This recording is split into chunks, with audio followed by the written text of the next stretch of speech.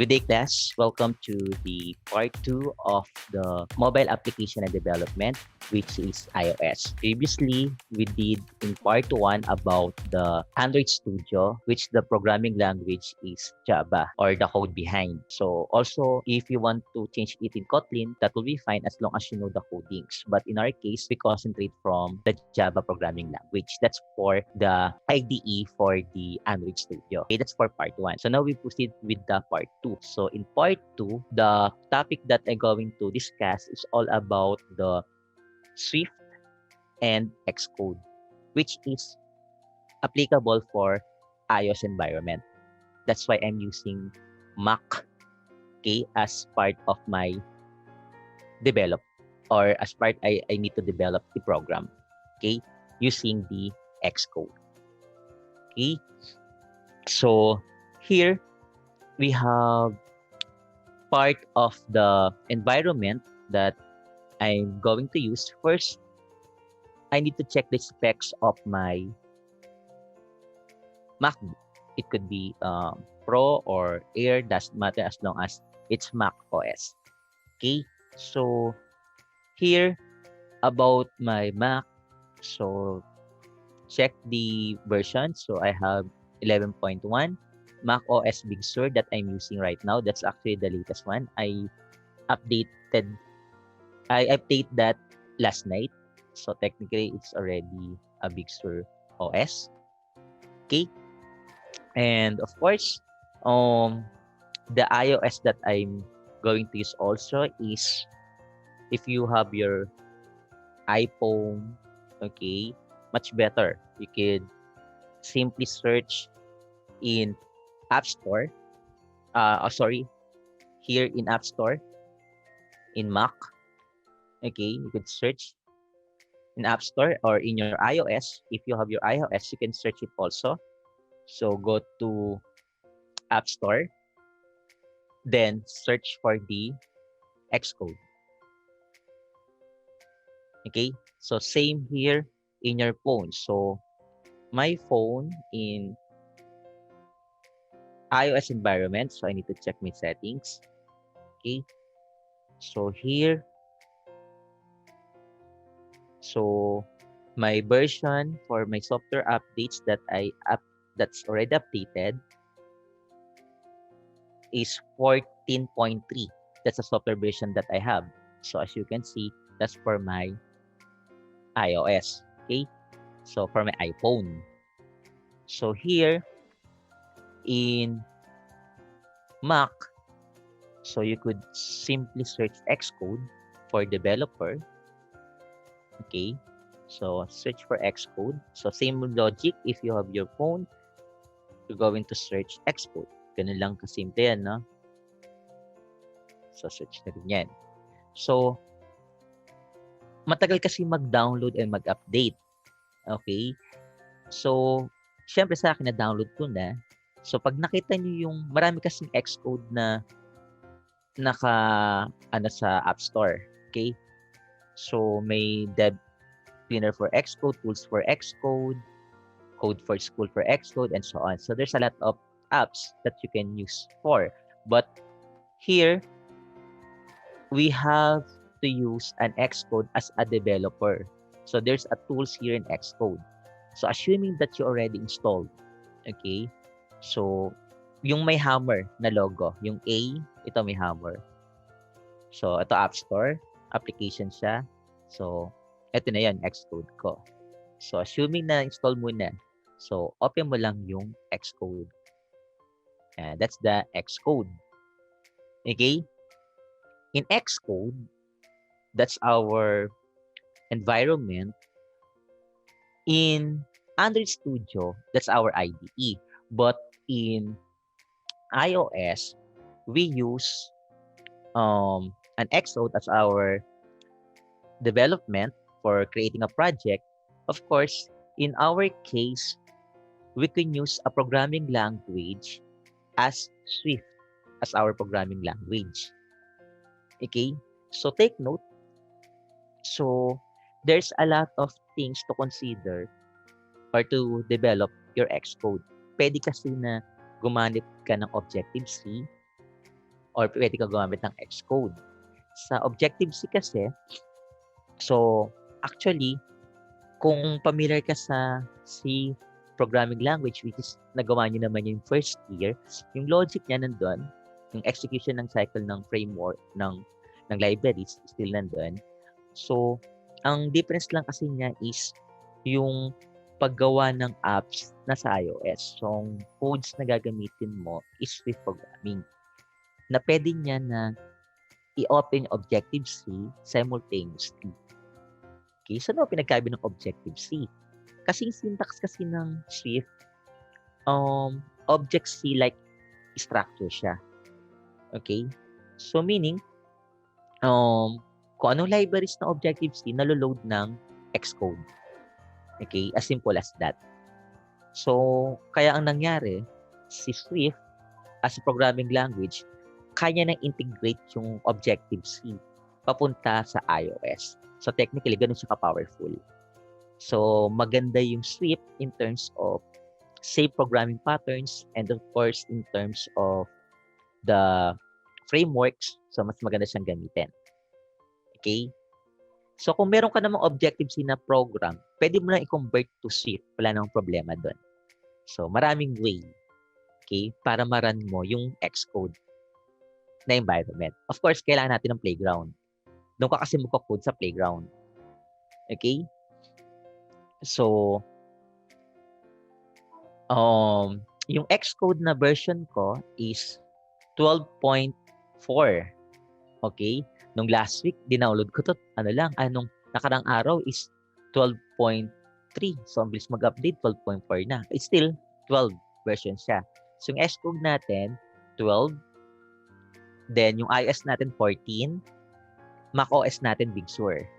Okay? So, yun yung mga, mga version. And, ang Swift programming language natin, ang gagamitin nating version, yung updated dyan, na integrated siya is 5.3.2 or 5.3 pataas. Okay? Yun sa Swift language. Okay? Kasi kung sa net, may mga 4 eh. Okay? May 3. Pero syempre, doon tayo sa 5. Still yung syntax, ganun din naman doon. So, it so happen na yung padating lang sa mga libraries, nararagdagan siya. Okay? So, ito yung pinaka-latest yung pinapakita ko. Okay? So, if you're going to create a new Xcode project, which is creating an Xcode project that could use for iPhone, okay, for Mac, OS, for Apple TV. So, pwede mong gamitin siya. So, kung makikita mo rito, may mga templates na pwede mong gamitin. Pwede multi-platform, okay, for Swift package na library, game, document, app. Kasi multi-platform na pwede mong gamitin na iOS, macOS, watchOS, tvOS, and others. You could use that. But if you want to specify that in a different project, pwede. So, pwede ka sa phone, iOS, pwede ka sa macOS, watchOS, tvOS. So, ang dami, di ba?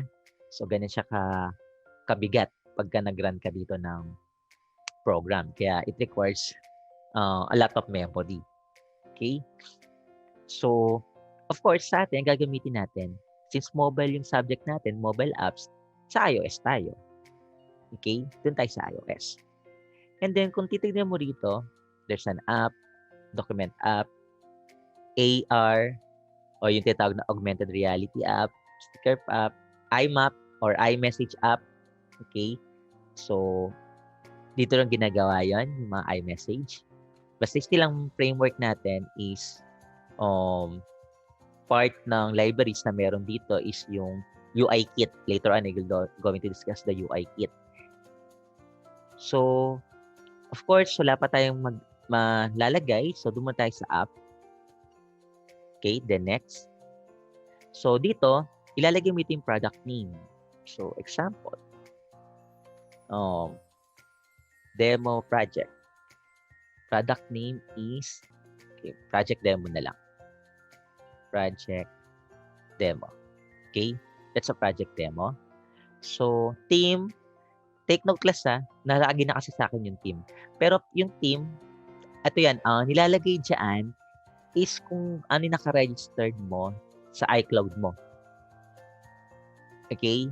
So, dapat account mo. Okay? Kung wala, none. Ilagay mo. Pero kung ako naka-registered na ako, kasi yung team ko naka-connect sa akin. So, meaning, naka-share yan sa iCloud ko. Okay? So, yung maganda dito, pwede nang i-share through iCloud. Okay?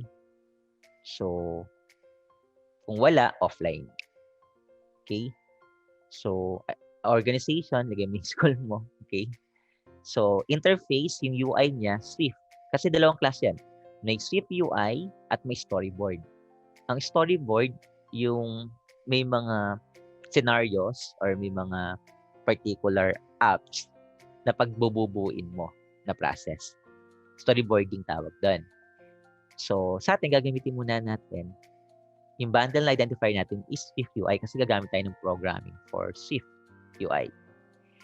Okay?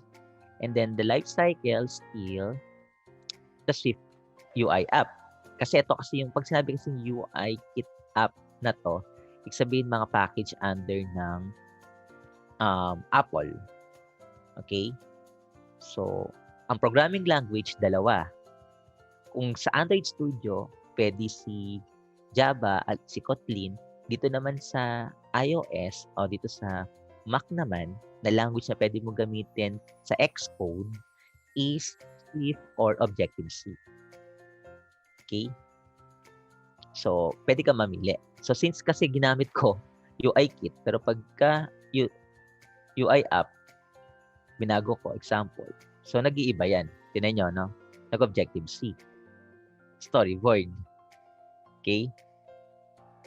Clear? So, pero pag binago ko na Swift UI, automatically language ko Swift kasi naka-interface na sa Swift. Pero kung storyboard, tapos balitan ko to, pwede kang gumamit ng Objective-C. So, ganun lang yan. So, sa atin, syempre, dun tayo sa Swift UI.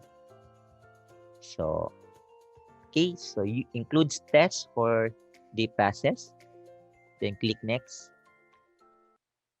So, this is how you could create. Then, here, you're going to locate kung saan mo ilalagay yung source control mo. You could use as for sa Mac, may tinatawag na Git repository sa Mac. Pero meron namang GitHub. So, pwede ka mag-create ng account as a programmer, as a developer. You could create your own Git. Okay? But in Mac, automatically, you can use a repository as source control. Or pwede mag-create ka ng folder para doon. So, it's up to you. Okay? So, there's also an options. So, doon na tayo sa automatic create sa desktop. Okay? Yun na, yung project demo. Okay? So, automatic yun. I-create doon sa project demo. So, eto ngayon yung environment niya. Introduction muna tayo, ha? So, dito, makikita nyo rito. So, ito yung main menu ng Xcode. File, Edit, View, Find, Navigator. So, those are menus. Okay? Kung nasanay ka sa AS na environment, dito, mas powerful yung interface niya. Mas marami kang widgets. Kumbaga sa sa IAS, maraming widgets dito. Marami kang pagpipilian na process. So, sabi ng author, information was supplied with a version control. So, ensure the author, okay. So, fix natin yung preference natin.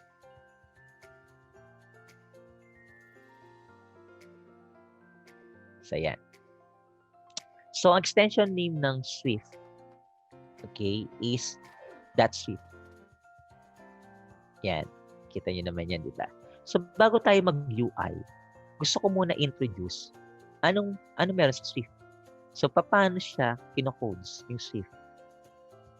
Okay? As simple as a playground. Okay? So, gawa tayo ng playground. Oh, what is playground, by the way? So, of course, we say playground. These people gathering together or as a group of person that could play in a particular location. Okay? So, here sa atin, developer, doon tayo sa playground. Doon tayo magpa-process ng codes. So, ating pala yung storyboard ng screen. So, kailangan natin mag-create ng playground. So, kahit ako lang muna. So, ito yung project demo. Then, ito yung shift na automatic nag-generate naman yan. Pero, later on, we could come up with some content. Okay? So, wala pang laman. So, ito yung project test. If you're going to test the shift. Okay, UI test. Yan. Then, the products. Okay. So, in my case, I need to create, okay, a new playground. Okay? Yung muna gawin natin. Create muna ako ng bagong playground. Okay. So, gawa ko ng bagong playground using shift muna na. Okay. Then, we're going to save my playground as demo shift. Shift. Okay? So, pwede mong ilocate yan kung saan ilalagay mo kunya sa desktop. Okay? So, you need to create. So, the name is demo shift for your playground. Dito tayo magkukode sa playground niya. Okay? So, dito naman tayo sa playground. So, explain ko sa inyo mga syntax ha. Basic muna tayo. Okay? So, hide ko lang floating meeting controls. Yan, para hindi na tatakpan. Okay. So, sir, what is UI kit? So, para at least alam nyo, no? So, open ako ng browser. May mga package yan. Okay, na ini-import. Parang sa Java, we're going to import the particular package, yung mga libraries. Dito, sa user interface kit ng Apple, kumpleto yan, no? Meron na siyang package as long update mo lang siya. Okay, so, wala kang magiging problem. So, basta meron kang net. Okay? So, cancel ko. So, lagay ako ng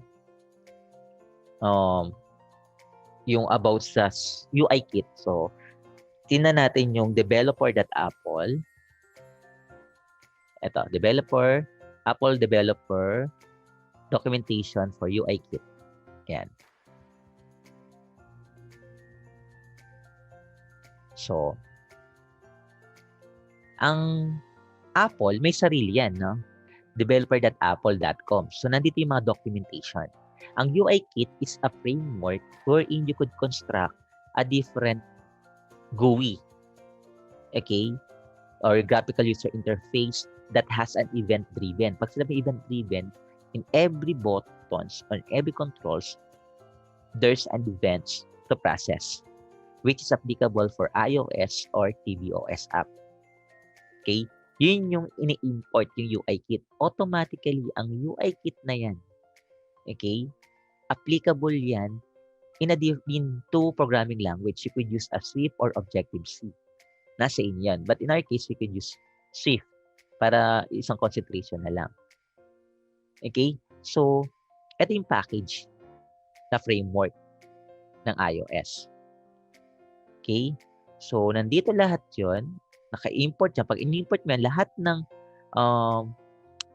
kakailanganin mo, imported na sa libraries. And you don't need to install kasi nag-auto-update naman yan. Okay, so, ganun siya pagdating sa updates, kumbaga, may presyo ka lang mag-update kasi kailangan. Ganun naman si iOS, di ba? Si OS, pagkadating sa Mac. So, i-remind ka pa niya, di ba? So, these are the topics that include the essentials about the development kit, App Store, UI, so lahat yan, drag and drop, pencil interact, menus and shortcuts, makikita mo yan for drawings. Okay, so, pag kilik mo yung views and controls, may mga samples ng views and controls na pwede mong interact. Ayan, 'Di ba? Ito yung maganda dito. So, may mga package siya na pwede mong gamitin. Then, i-instruct ka pa to use that particular control. Okay, so, kumbaga, kung sa design lang, for me, the best talaga yung iOS for the design. Pero kung pangmasa, you can use also in Android Studio. Wala nang problema. Okay? So, marami siyang libraries na nandun na mismo sa UI kit niya. Lahat ng controls nandito na. Hindi na pupunta ka sa ibang website. Hindi ka na pupunta sa ibang mga package. Nasa UI kit lahat naka-import yan. In every structure na kailangan mo. Okay? Sample, gusto ko ng pag-convert. Kasi nabing ginawa ko dito yung paglagay ng image, yan, graphics, and PDF. Pag-drawing, pwede rin. Shortcuts. So, you could use also as image and PDF. So, UI kit, paano? Yan, mga kailangan mong function na gamitin. So, maraming function na i-guide ka niya throughout the project. So, may mga sample pa na screenshot and services. Okay? So, you don't need to memorize all the function class kasi nandito siya sa package ng UI kit. Okay? So, hindi ko na isa-isayin lahat yan. Masyadong marami. Basta kung may concern ka, meron kang gusto malaman, nandito sa documentation ng Apple. Okay? So, in-overview ko lang yan. So, proceed tayo sa playground. So, kung papansin nyo, by default, no, import UI kit kasi yun talaga. Okay? Yung ini-import natin para mag-play yung playground natin. Okay? So, first line is import UI kit. Then, on the second line is the variable declaration with the variable name is str, which is the name is hello playground. Okay? So, meron tayong tinatawag na comment. Parang sa C. Sabi ko nga sa inyo, di ba? Yung comment, single line comment, ganyan. So, lagay natin dito sa third line. Tinatawag na single line comment. Single line comment. Okay? Pagka naman ganyan, C and Java, press lang ng comment eh. Ito na may multi-line comment. Okay? So, dapat, syempre, pag multi-line comment 1, so, another line yan. Syempre, basic muna tayo, ha? Comment muna tayo. Kasi importante sa documentation yung comment eh. Para at least hindi ka naliligaw. Yung control. Multi-line comment 1, example. Tapos, copy natin to. Comment 2. Comment 3. So, multi-line. Sabi, more than 2. Okay? So, hindi naman niya mababasa yan. Pero, importante as a developer, programmer, you need to come up with the comment. Yan. Kaklose mo lang yan. Okay? So, ngayon comment. Ngayon, pag kasi may import UI kit ka, isang lagay lang yan, nababasa niyo na yan.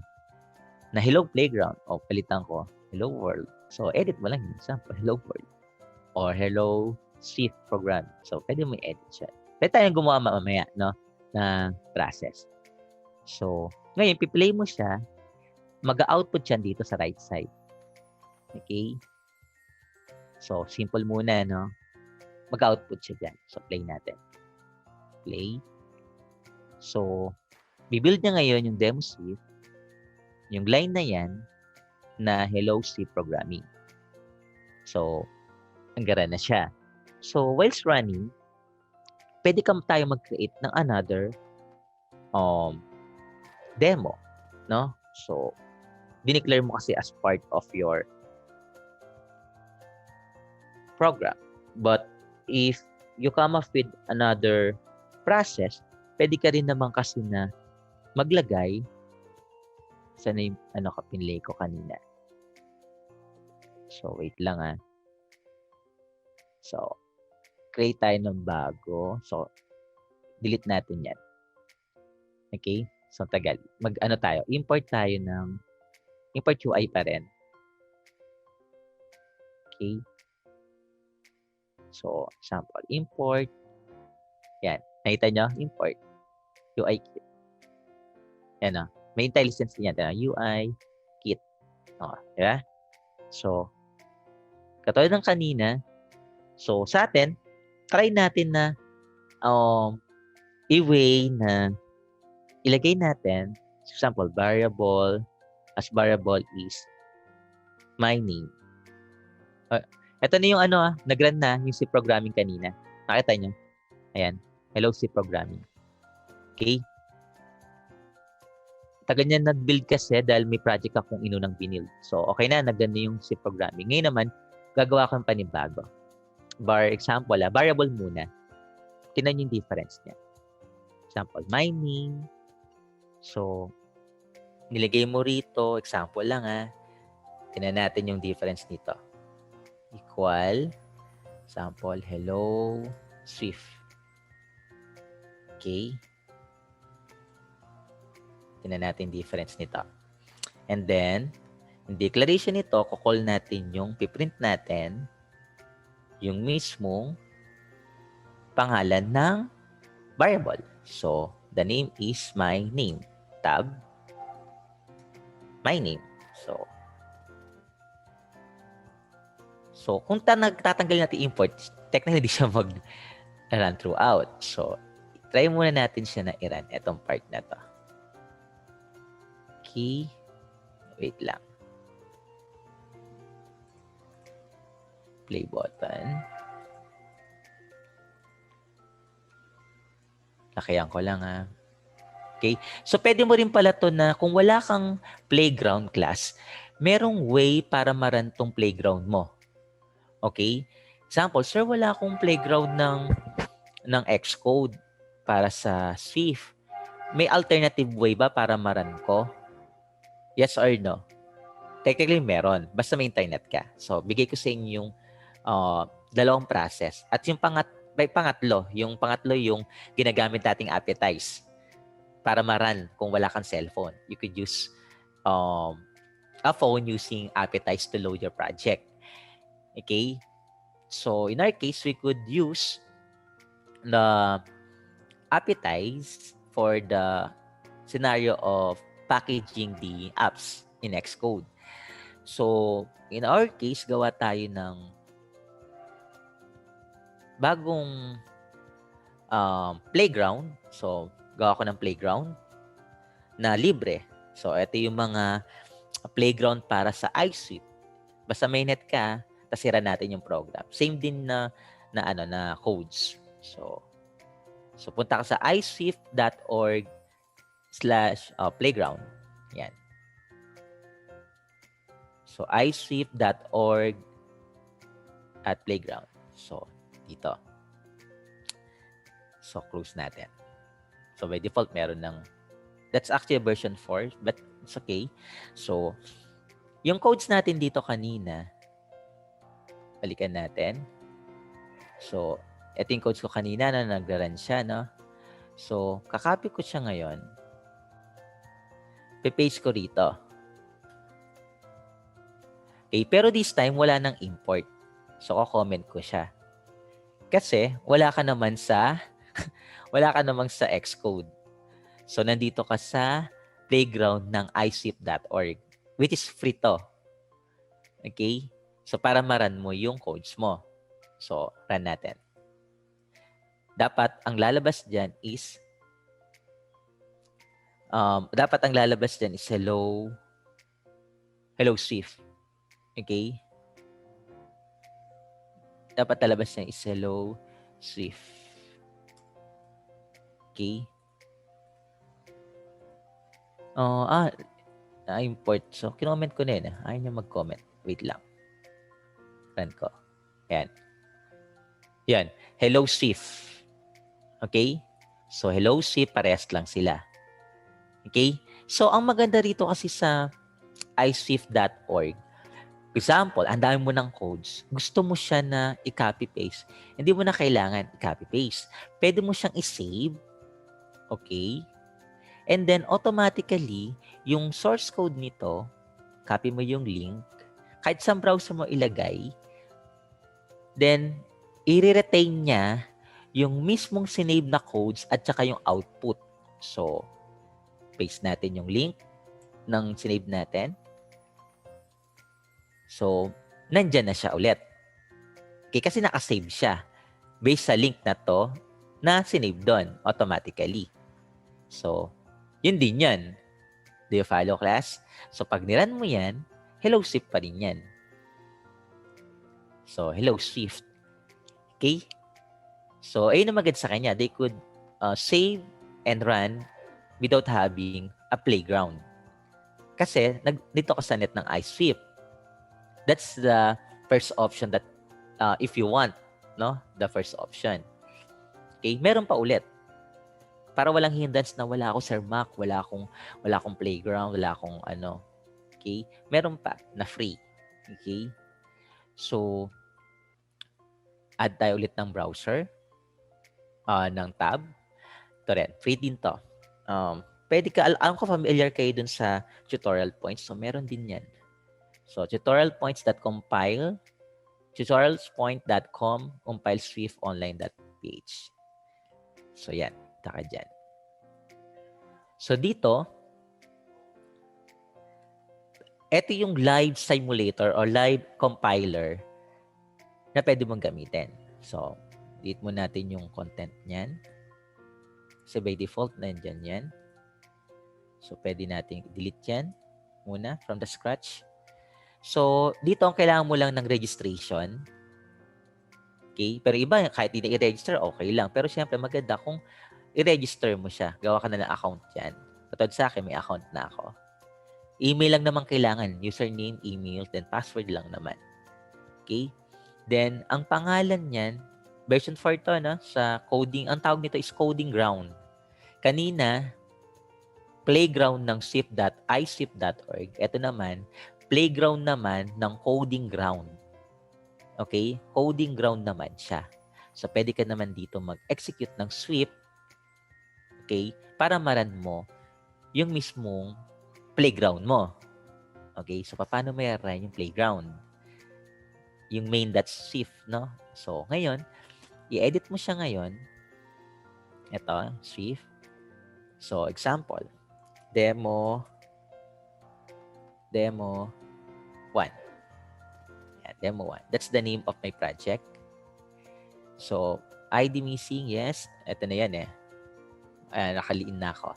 Demo 1. So, ngayon, execute, ibig sabihin, iraran mo. Since wala kang source code, so wala siyang niran. Okay?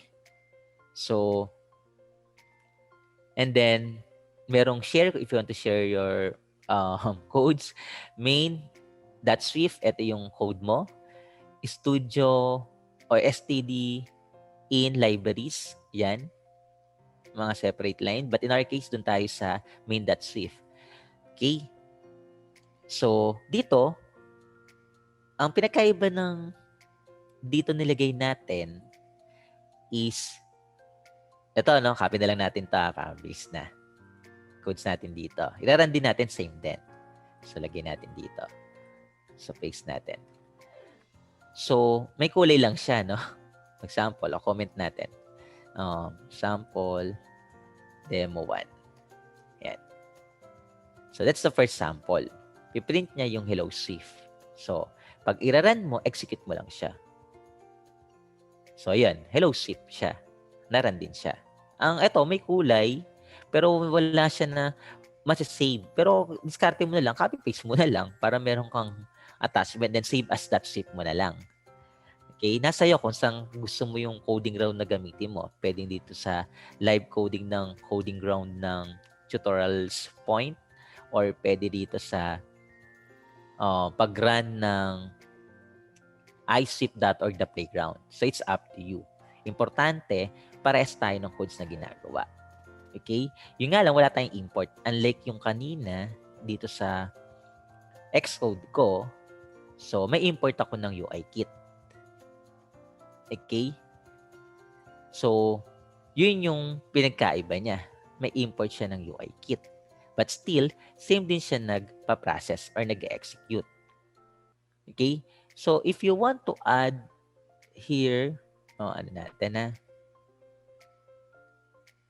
So, may kita mo yan. No? So, adjust natin. Pwede din i-close mo to. I-close mo isa rito. So, pwede mo siyang i-customize actually. Okay? Tapos dito yung output. Okay? So, in navigation, ayan. Mga navigation natin, pwede mo i-save, i-open. So, same as the other IDE. But if you want to add another playground, then you could add kung gusto mo. Okay, so add another playground. So blank playground. So iOS, so pwede. So maganda lang dito kasi sa Xcode, may mga siya. May mga buttons, may mga controls. O doon kasi wala. Kasi plain codes lang yung malalagay mo doon. No? For example, demo 2. So, yan naman yung sa demo 2. Ayan, import mo.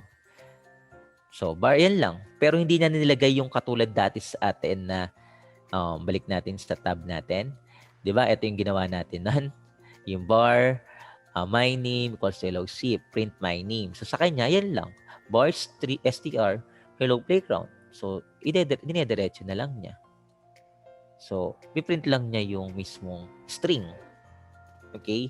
So, in a way, i-compile na. Mas lesson kasi yung code pagdating sa Xcode talaga na playground na automatic mo na lang siya na i-execute. Okay? So, yun yung pinagkaiba niya. So, another example. So, kung gawin tayo ng sample, na hello playground. So, import natin yung variable natin, hello playground. So, add tayo ng string. So, gusto mo pang add ng string ulit. So, example, string str is equal to sample hi mobile apps dev. Okay? So, automatically yan, yung inad mo ng str na yan, so, mag-create ng panibago. So, pag pinlay mo ulit yan, okay, still, magka-process siya, mag-execute pa rin siya. Okay? Play. Play. Yan. Di ba ang galing? So, per line, pwede mo i-play na ito. Play ko yung una. Ito lang mapi-play niya. Pangalawa, yan. Nagets nyo? Yan. Ito yung una na pinlay ko. Ito yung pangalawa ipi-play ko. Yan. Ito yung una, ito yung pangalawa.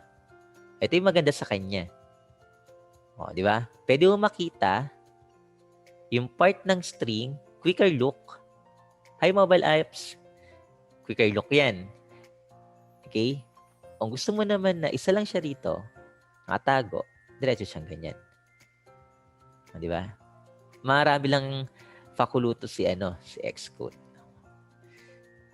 So, yun. Siyempre, logically, di mo magagawa dito yun. Pero sinlay din naman yung logic ng codes mo. May print din naman niya yan. Okay? So, you can use it. Press din naman yan. Kahit ito naman yung. Kaso nga lang, hindi ka nang i-import dito ha? Kasi mag-error. Wala ka namang i-import dyan. Nandito na siya. Okay?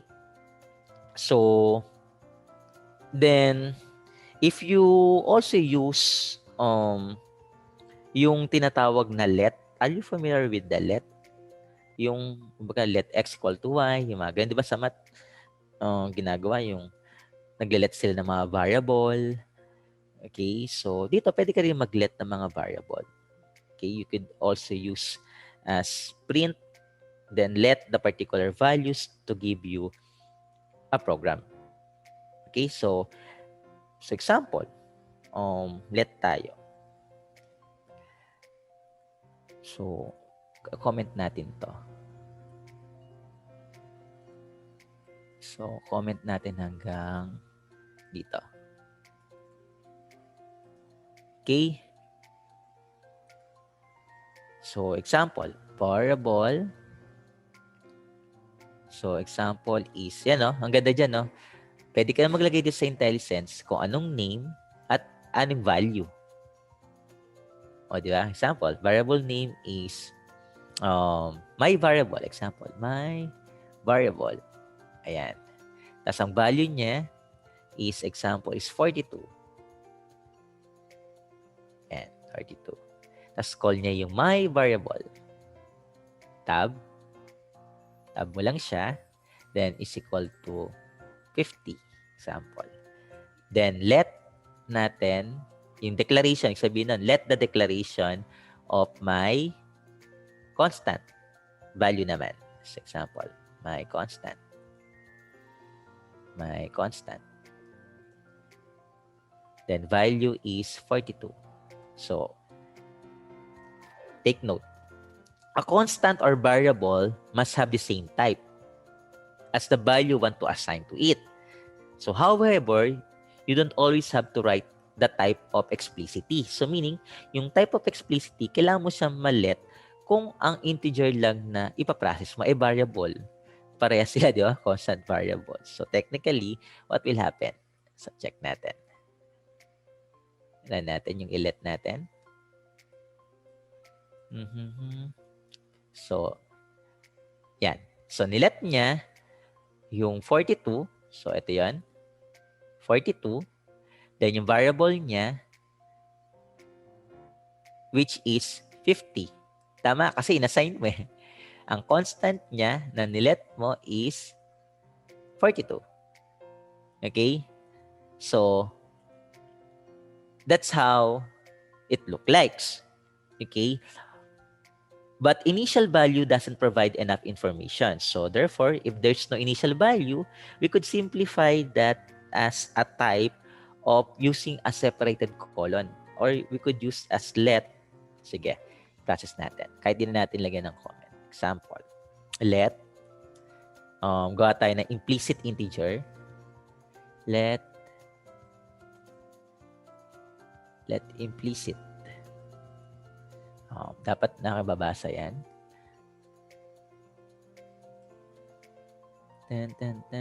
Wait lang.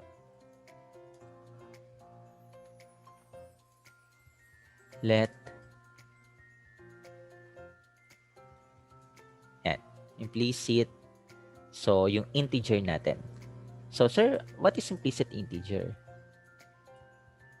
So, yung implicit integer, ito yung naglalagay ka lang ng value, okay, na integer lang, wala siyang decimal places. Okay? So, technically, you must ask consistent in white space. Okay? O, diba? Okay, fine. O, diba? Meron pa siyang IntelliSense. O, diba? So, mas, ano siya, no? Sa bilis, magdiretso rito. Pero pwede naman gawin din doon.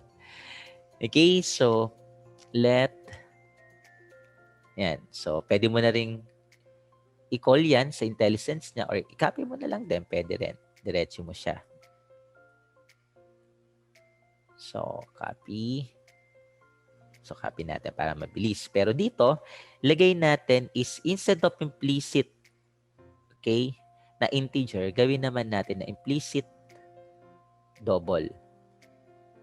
So, ibig sabihin, double is 70, for example, 70.0. So, naman implicit double, isa naman gawin natin na explicit. O, para naman, okay ba? Ano pinagkaiba implicit sa explicit? So, explicit muna. Explicit double. So, double. Tapos, eto yung sinasabi ko sa inyo, explicit double na gagawa ka ng separated colon. Yan. Na ilalagay mo, double. Yan. Eto explicit na dun lang siya. No? Sample. 70. Kasi, tinan mo implicit integer 70. Tapos, nilagay mo rito 70 rin. Explicit double. Diba? Kung titignan mo, parehas silang 70. Same as logic dito sa variable. Okay, so para malaman natin, so check natin yung process. So, etong nilet natin, okay, kita nyo? So, nilet natin na integer 70, then dinoble natin implicit, no? Yung 7.00, implicit double to 70, then explicit, kabaitan na explicit, 70 rin. Kasi 70 naman talaga yung kinukuha natin. Okay? So, double. Kulang ng E. Sorry. Pero still, nadedetect naman yan. Okay? So, the constant of this value float and the value of, or you could use as 3, 4, it doesn't matter. As long as you know how to process. So, kung gusto mo na mag-create ng value na i-declare natin. So, experiment tayo. Yung label naman. Let the label sample. The width is. Ayan, the width is. So, wala pa. Then, let width let width th. Ayan. Is equal to 94. Define natin 94. Okay. Then, let width label. Okay. Let width label is equal to label. Ayan. Label. Then, concatenate the string. Then, the width. Okay. So, this is the label. So, width. O, di ba sinasuggest niya? Width. O, yun. Label. Di ba? Plus string. O, di ba? Play natin. Yan. The width is 94. The width is 94. Okay, kinol niya yung width dito. Okay?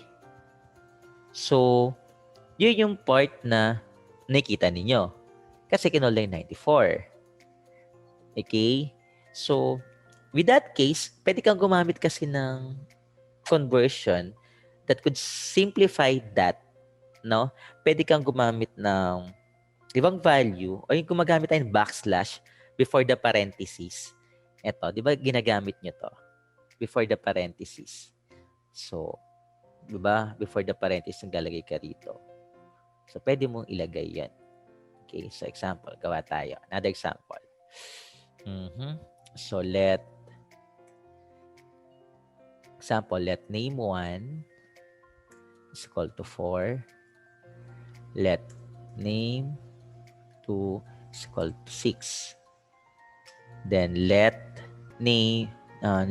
full name, okay, let full name, okay, is equal to I have, tapos lagay mo rito backslash, then lagay mo rito sample is I have name 1. Okay? So, example lang. I have name 1. So, yung name 1 na yan, di pa tapos.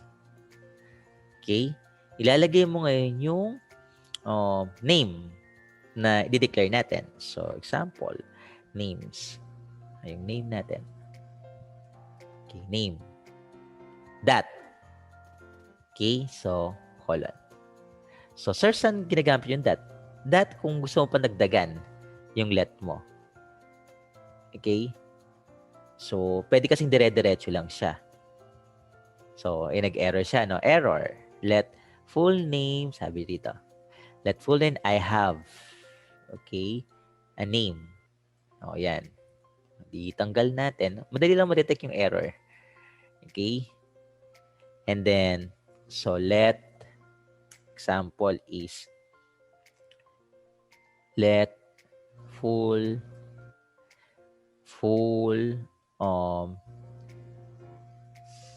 add. Example, full add is equal to I have. Tapos lagyan natin yung name, yung nilet ko na name 2, then plus name 1. Pwedeng ganun, no? Sample lang. I have my name 1, name 2. Tapos, lagay mo dito yung ilalagay mo. Example. That, name 1, that, yan. Sample. Demo lang. Lagyan na natin. Demo of name. Para lang madagdagan natin. Yan. So, ito yung value ng name 1, name 2. Okay, so sabi dito, demo of, ayan, of play natin. Okay, so yun, error. So may kita mo yan. Meron kasing ganun. Okay. So, di ba madali mag-trace ng error? Okay, so sabi dito, I have, tapos, yan, space, name 2, o pwedeng name 1 plus name 2. Pwedeng paligtarin din yan. So, example, name 1, tapos ito name 2. Pwede naman yan. Tapos, demo mo na yon, then, pwede yung ilagay mo na din sa susunod. O, nawala. Wait lang. Pwede dito mo na ilagay sa susunod na way. Okay. Ng demo name. So, para pag pinlay mo, invalid space, colon. Yan. O, pwede diretso na. Ayan. Yun. Ito na. So, name for 6. I have 4 name. I have 10 demo of name. So, gumamit ka ng concatenation. Okay, so, ganun muna tayo. So, question. So, yun muna yung mga process na na-execute. So, later on, I will upload some lecture notes para at least yung mga dinedemo ko, you could try it by your own. At the same time, kung wala kayong Mac OS or Xcode, pwedeng dito naman kayo gumamit. Okay? So, yun muna sa Xcode, sa basic muna tayo para by next meeting, so I will discuss some controls and other functions for the UI kit. Okay? But for now, let's end up here for the simple demo of the Swift and the Xcode environment. Once again, thank you so much for listening. Goodbye.